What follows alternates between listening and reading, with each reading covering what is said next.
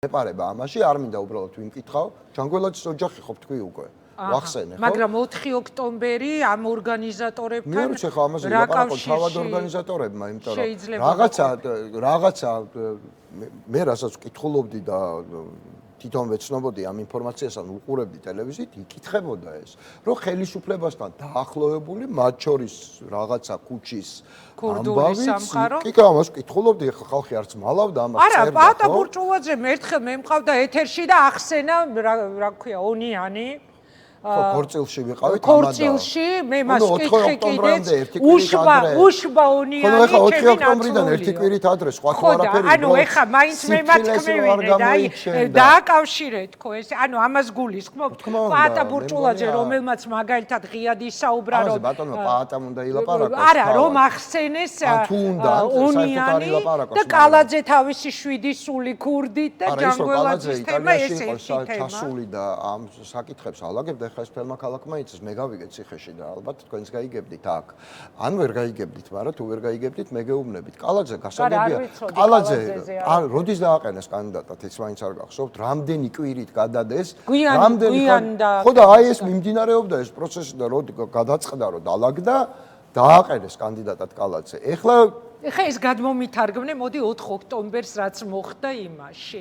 ანუ რაში იყო ეს ქურდული სამყარო ჩართული და მე რაში გადააგდეს ორგანიზატორებმა. შორს ვარ იმაზრისგან, რომ არ უნდა ელაპარაკო არავის ქვეყნის გადასარჩენად. პირდაპირ გეტყვით, ვინც რაშიც არ უნდა დამდოს ბრალი, ქართული ოცნების წინააღმდეგ ქვეყნის გადასარჩენად მეც ვიფიქრებდი იმაზე და ველაპარაკო თუ არა ნებისმიერ ვიღაცას, ხო? ქურდებს? ყველაზე ვიფიქრებ ქართული ოცნების წინააღმდეგ ველაპარაკო თუ არა რუსების გარდა. აი პუტინსა და ბიძინა ივანიშვილს შორის არჩევანს პუტინის სასარგებლოდ არ გავაკეთებ, მარტივად რო ვთქვა. დანარჩენი არჩევანი ქვეყნის გადარჩენას თუ მომიტანს, მეც ვიფიქრებ ამაზე. პირდაპირ ვერ გეტყვით, ეხლა ეს არჩევანი არ გამიკეთებია არასდროს და იმედია ამ არჩევანის წინაშე არ დავდგები, მაგრამ ბუნებრივია რომ შეიძლება ადამიანმა ამაზე იფიქროს. ეხა ჩემმა და შენმა ერთმა საერთო მეგობარმა მომწერა რომ ვერ გავიგეო და იქნება არ ვიტყვი ეხა მის სახელს და გვარს და იქნება უფრო და კონკრეტოს მაშინ. არა, კი ბატონო, დავაკონკრეტებ, როგორც შემიძლია, ხო, იმიტომ რომ მეც ვლაპარაკობ იმითი, რასაც მე ვხედავ, ხო? ის რომ ადამიანები, რომლებსაც აქვთ გავლენა კონკრეტულად ვიცით ხო რომ აქვს ამ ქვეყანაში მით უმეტეს აქვს ქართული ოცნების რეჟიმში ხო რომელიც შეზრდილია ახლა ქურდულ სამყაროსთან კრიმინალთან და ბუნებრივია რომ შიდა გავლენები ამ ადამიანებს აქვთ ხო და ის რომ რაღაცა ფორმით დალაპარაკება რაღაცა მოლოდინებს წარმოშობდა იგივე იმ ადამიანებში ვისაც ჩვენ ვხედავდით ხო და ახლა თვალს რო გვიკრავდნენ რომ რაღაცა მოხდება ხო საიდანღაც ხო მოდიოდა ეს ორგანიზატორები აბა ეხლა ვინ გვიკრავდა თვალს ეხლა იმაში არ მაქვს ეჭვი რომ იქ მდგომმა ადამიანებმა იცოდნენ ეს ხო იქ ხო ადამიანები მივიდნენ იმიტომ რომ ჩვენ ვისმენდით 2 თვის განმავლობაში რომ იქ მოხდება რაღაცა თქვენ რა გენაყურებათ მოდით და ნახავთ გადმოვლენ მოდით და ნახავთ ხო მე ამას ვისმენდით ხო და ყველა ვარიანტში ხო ჩდება შეკითხვები რომ ვიღაცა იყო ისეთი ვინც ამაზე რაღაცა მოლოდინს აღძრავდა ხო ეს შეიძლება ყოფილიყო ორი მიმართულება ან ყოფილი თანამდებობის პირი ქოცების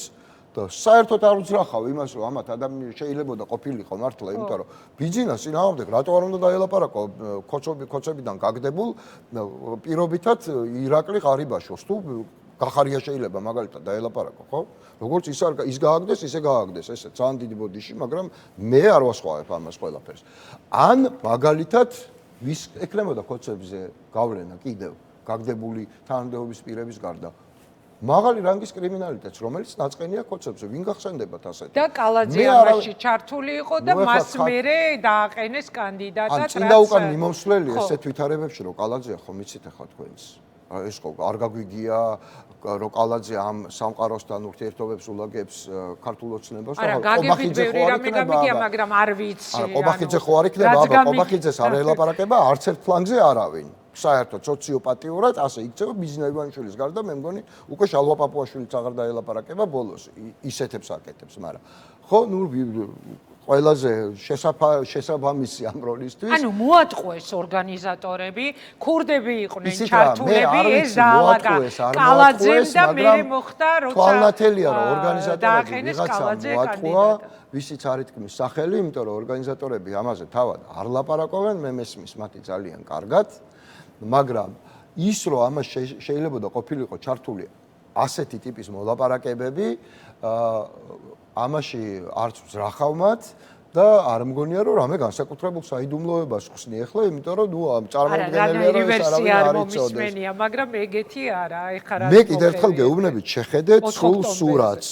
შეხედეთ სრულ სურათს, რა ხდებოდა 4 ოქტომბრამდე, რა არ მოხდა 4 ოქტომბერს და რა ხდებოდა 4 ოქტომბრის მერე. 4 ოქტომბრამდე ხდებოდა დიდი კრიმინალური უკმაყოფილება იმ საქმესთან დაკავშირებით, პირდაპირ თქვენი ეთერის მეშვეობით ვიგებდი ამას და ფორმულას ეთერის მეშვეობით, ხო? აი თეთრზე რო შავს ამბობდა პროკურატურა, რომ რაღაცა კაცი პირდაპირ მნიშვნელობით დაკვეთით მოკლა კილერმა ქალაქში და იძახდნენ რომ კილერი არსებობს და დამკვეთი არა.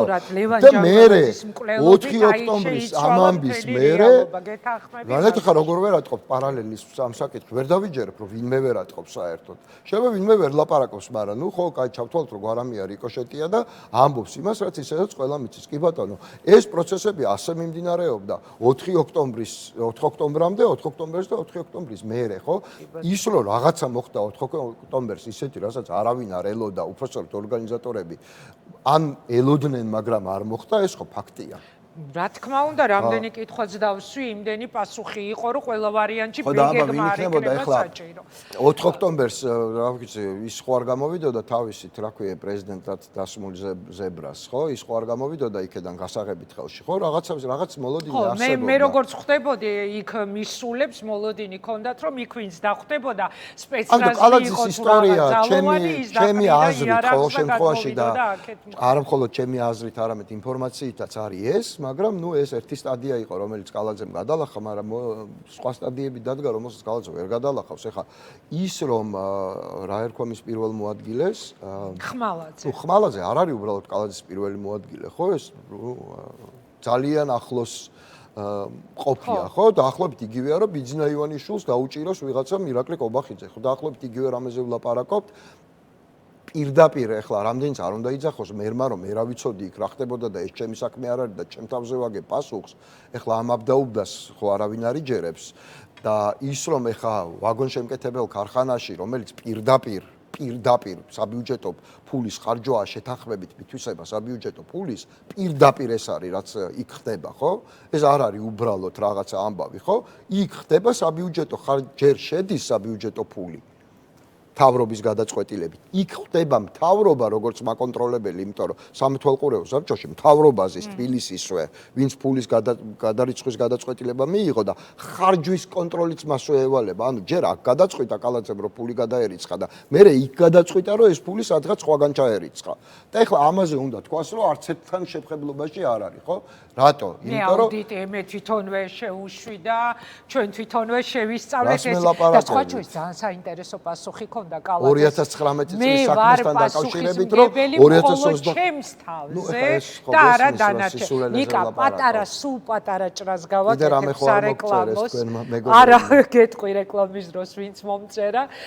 სარეკლამო ჭრას გავაკეთებ დაუბრუნდები ეთერში და აი ჩვენ ვლაპარაკობდით მათ ყოფილ თუ მოქმედ მაღალ ჩინოსნებზე დღეს როდესაც გამოხვედი პოლიტპატიმრები არიანო და რა სიტყვი რეკლამის მერე გთხოვთ რეკლამაზე გავალ დაუბრუნდები რამდენიმე წუთში